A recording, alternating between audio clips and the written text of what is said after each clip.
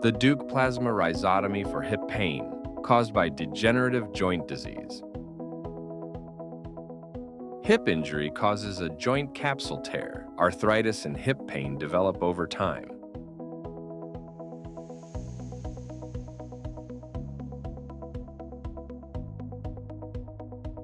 Normal hip movement.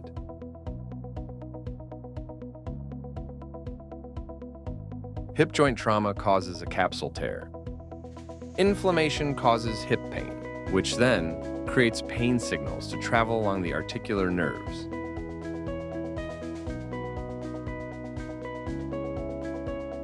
The best treatment for arthritis pain of the hip is the Deuk plasma rhizotomy. A 4mm incision is made. The Deuk plasma wand is inserted to perform a permanent rhizotomy.